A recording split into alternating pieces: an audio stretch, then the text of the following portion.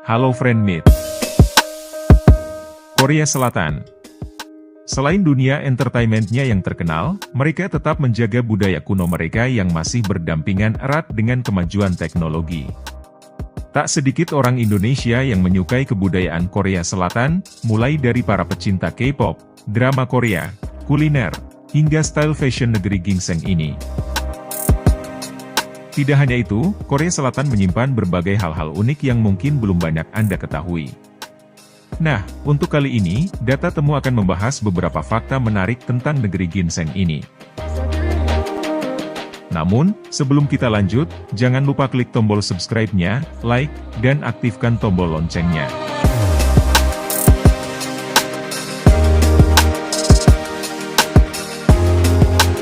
Berdasarkan perhitungan usia internasional, seseorang akan berusia 1 tahun setelah 12 bulan, pasca kelahirannya. Namun, hal ini berbeda di Korea Selatan. Karena masyarakatnya memiliki cara berbeda dalam menghitung umur. Warga Korea beranggapan, jika umurnya sudah terhitung sejak mereka berada di rahim ibunya. Maka, ketika bayi lahir, ia dihitung telah berumur 1 tahun, meskipun hanya berusia 9 bulan dalam kandungan. Hal yang lebih unik, pertambahan usia masyarakat Korea akan terjadi hanya pada tahun baru, dan bukan pada hari ulang tahun orang tersebut. Meski demikian, warga Korea tetap merayakan ulang tahun saat hari kelahiran mereka. Tidak hanya itu, ternyata ada pula warga Korea yang memiliki selisih usia 2 tahun lebih tua dibanding usia internasional. Hal ini terjadi kepada orang yang lahir tanggal 31 Desember. Saat dilahirkan, usianya menginjak 1 tahun, sesuai usia Korea. Namun saat tahun berganti, tepatnya pada 1 Januari, usianya berubah menjadi 2 tahun. Melansir dari The Guardian, asal mula sistem perhitungan usia di Korea ini masih belum diketahui. Ada yang mengatakan, jika perhitungan usia Korea merujuk pada sistem numerik Asia kuno yang tidak mengenal dan memiliki konsep nol, sehingga semuanya langsung diawali dengan angka 1. Nah, untuk teman-teman, coba deh hitung umurnya berdasarkan perhitungan umur orang Korea.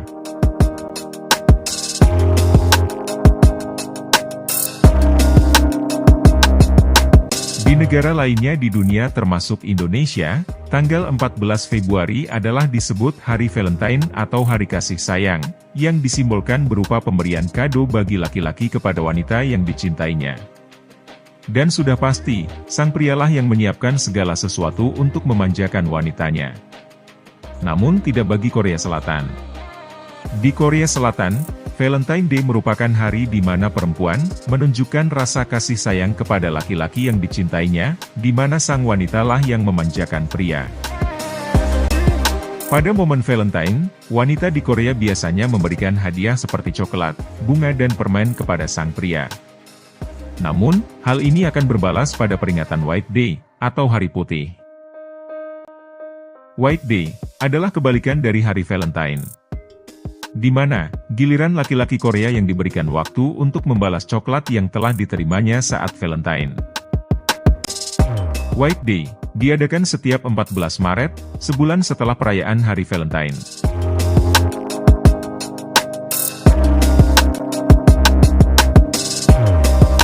Nah, berbeda dengan Hari Valentine dan White Day yang barusan kita bahas tadi. Korea Selatan juga punya yang namanya Hari Hitam, atau Black Day. Tanggal 14 April, merupakan peringatan Black Day bagi warga Korea. Black Day sendiri adalah harinya para jomblo, di mana laki-laki dan perempuan yang tidak menerima hadiah di hari Valentine maupun White Day, berkumpul memperingati kejombloannya. Pria dan wanita yang tidak punya pacar alias jomblo, merayakan Black Day dengan berpakaian serba hitam, dan menghadiri acara kumpul-kumpul secara informal dengan rekan senasib. Tak hanya pakaian yang serba hitam, Black Day juga memiliki minuman khas yang juga sesuai dengan nama perayaannya, yakni kopi hitam. Selain itu, ada juga makanan khas untuk memperingati hari jomblo ini, yaitu jajangmyeon. Jajangmyeon adalah hidangan mie yang dilumuri saus, dan dipercaya dapat menghibur hati yang sedang sedih.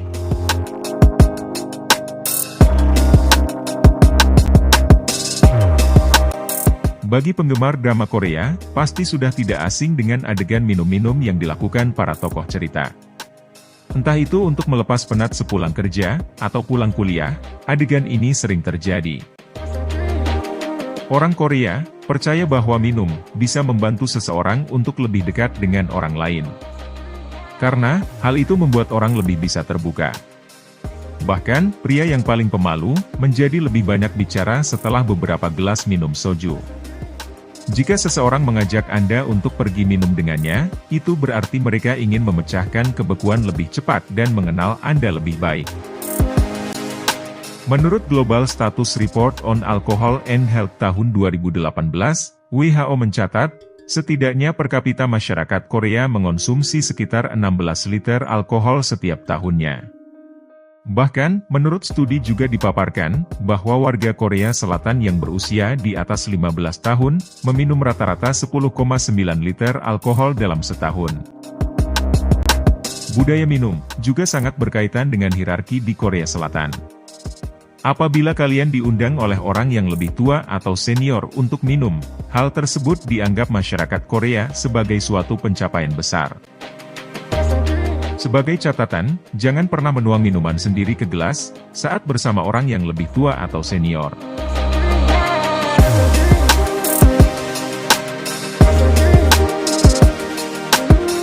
Selama beberapa tahun terakhir, Korea Selatan telah menduduki peringkat sebagai salah satu negara teratas untuk wisata operasi plastik di Asia. Menurut NCBI, operasi plastik di Korea telah terjadi sejak tahun 1950, saat Perang Korea sedang berlangsung. Saat itu, ada dokter bedah plastik dari Amerika yang bernama Dr. David Ralph Miller, yang dikirim ke Korea Selatan, sebagai bentuk kampanye, kalau orang Amerika itu baik ke orang Korea. Dari banyaknya bagian tubuh yang bisa dioperasi, operasi pertama itu malah di bagian mata duluan. Kenapa? Menurut Dr. Miller, di jurnalnya yang berjudul Oriental Peregrinations, mata sipit khas Korea, saat itu sering dianggap tidak berekspresi dan penuh intrik. Tak hanya itu, Dr. Miller juga bilang kalau operasi plastik saat ini bukan cuma di kelopak mata saja, tapi juga operasi V-line atau rahang yang tak kalah populernya. Nah, dari sini jadi muncul anggapan kalau dengan operasi plastik, orang-orang Korea akan memiliki standar kecantikan tersendiri, dan menolak standar kecantikan masa lalu yang kelam. Menurut ahli kebudayaan Korea, penolakan ini terjadi karena Korea ingin memiliki identitas nasional baru yang benar-benar terlepas dari bayang-bayang Jepang di masa penjajahan. Saat ini, Korea Selatan bisa dibilang sebagai salah satu pusat operasi plastik di dunia. Nah, untuk teman-teman yang penasaran dengan masa kelam wanita Korea di masa penjajahan Jepang, bisa tonton video data temu sebelumnya, pada link di deskripsi, atau cek langsung di beranda.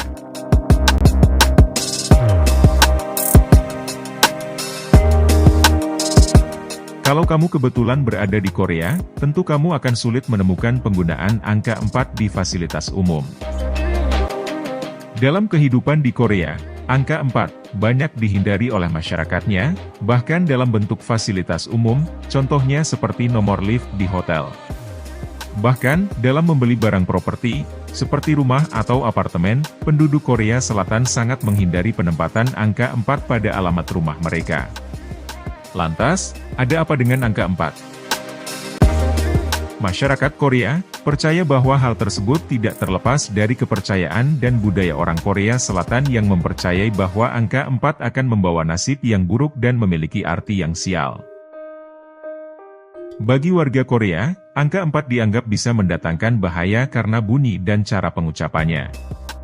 Angka 4, dalam bahasa Korea, disebut sa, yang berarti sama dengan mati.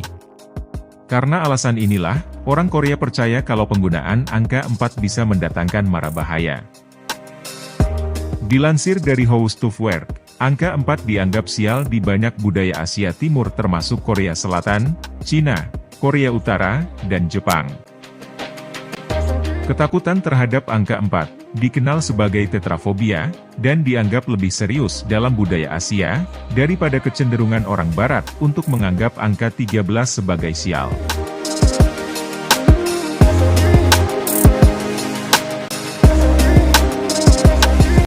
Jika berada di Korea Selatan, jangan sekali-kali memakai baju yang memiliki garis kerah yang sangat terbuka. Karena, masyarakat Korea Selatan menganggap hal tersebut sebagai hal yang tidak sopan. Meski segala sesuatu sudah berubah, memakai baju seksi yang melihatkan dada, bahu, atau punggung yang terbuka, dianggap tidak sopan bagi orang Korea, apalagi dengan memperlihatkan garis leher. Namun, di sisi lain, tidak apa-apa untuk menunjukkan kaki sebanyak yang Anda inginkan.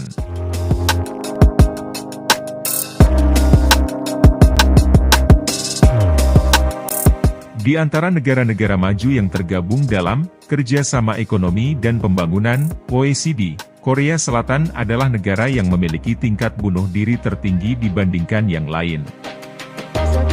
Dalam laporan yang disampaikan Kementerian Kesehatan dan Kesejahteraan Korea Selatan, angka kematian bunuh diri Korea pada tahun 2018 adalah 24,7% dari 100.000 penduduk. Dari segi perbandingan, pria lebih banyak meninggal karena bunuh diri daripada wanita, dengan perbandingan 2:1. Namun, angka wanita yang mencoba bunuh diri lebih banyak dibandingkan pria. Para ahli mengatakan, penyebab terjadinya bunuh diri sangat kompleks. Tidak hanya karena masalah kesehatan pribadi dan mental, tetapi juga terkait dengan faktor ekonomi dan tekanan sosial. Melansir Deutsche Welle, pakar epidemiologi sosial Universitas Chongang Seongnam mengatakan, ada beberapa faktor yang mendorong fenomena ini terjadi, di antaranya, faktor kemiskinan, pengangguran, ketidaksetaraan gender, dan kekerasan berbasis gender, konflik generasi, rumah tangga dengan satu orang pola asuh yang buruk, kesejahteraan sosial yang tidak memadai, hingga persaingan. Tidak hanya masyarakat biasa, kasus tersebut juga dialami oleh kalangan selebritis Korea Selatan.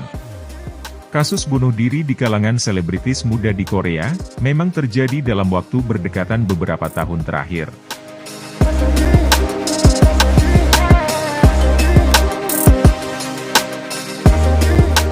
Menulis nama dengan tinta warna merah, sebenarnya jadi hal yang biasa bagi orang Indonesia. Akan tetapi di Korea Selatan, itu adalah hal tabu untuk menulis nama orang dengan tinta merah. Tinta merah, sebenarnya umum digunakan oleh masyarakat Korea Selatan, kecuali dalam penulisan nama orang yang masih hidup. Penulisan nama dengan tinta merah, hanya diperbolehkan untuk orang yang sudah meninggal.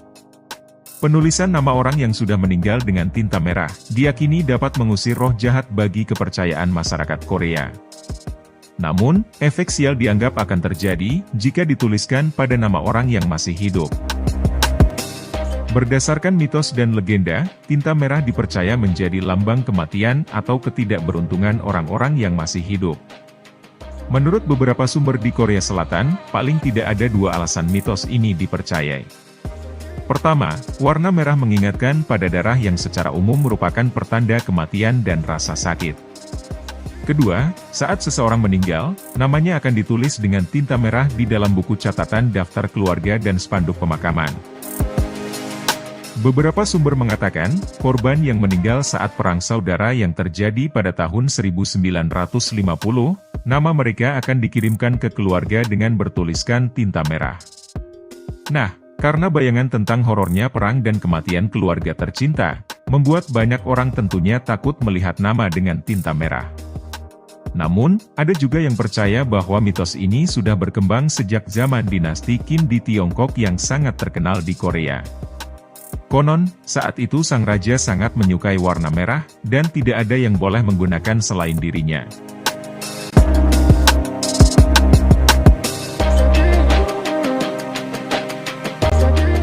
Jika Anda punya rencana liburan ke Korea Selatan, wajib nih jadi salah satu pilihan yang harus dikunjungi.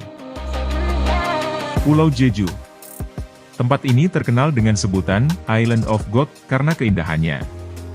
Pulau Jeju terbentuk dari aktivitas vulkanik jutaan tahun yang lalu. Cuacanya yang terpanas di antara wilayah lainnya di Korea Selatan. Terdapat lebih dari 200 tempat wisata di pulau ini yang mungkin membutuhkan beberapa hari untuk dapat menikmati sebagiannya. Seperti, Gua Manjanggul, Soengop Folk Village, Puncak Seongsan Ilchubong, dan air terjun Cheonggyeol. Fakta unik dari pulau ini adalah terkhusus untuk para lelaki Indonesia yang berangan-angan memiliki istri orang Korea. Kenapa? Karena masyarakat Pulau Jeju memiliki kebudayaan matriarki, yaitu dominasi kepemimpinan perempuan dalam masyarakat yang menurun dari garis ibu. Perempuan merupakan pencari nafkah utama bagi keluarga di Jeju, atau kepala rumah tangga. Hal ini karena wanita lautnya, yang disebut Hanyeo sebagai orang yang hebat. Wanita laut ini merupakan penyelam yang memanen rumput laut, moluska, dan makhluk laut lainnya di laut. Uniknya, para wanita ini bisa menyelam hingga kedalaman 10 meter tanpa oksigen. Sebelum menyelam, mereka berdoa kepada Dewi Laut, Jamsugut, untuk meminta keselamatan dan hasil tangkapan yang melimpah. Perempuan adalah menjadi tulang punggung keluarga, sedangkan laki-laki mengurus anak di rumah saat istrinya mencari nafkah. Meskipun demikian, tugas rumah tangga kembali beralih ke istri, saat mereka telah pulang mencari nafkah. Gimana para lelaki? Mau cari pasangan orang sana? Demikian beberapa fakta menarik dari Korea Selatan, semoga terhibur dan memberikan manfaat. Jangan lupa pantengin terus Data Temu dan tunggu video-video menarik selanjutnya.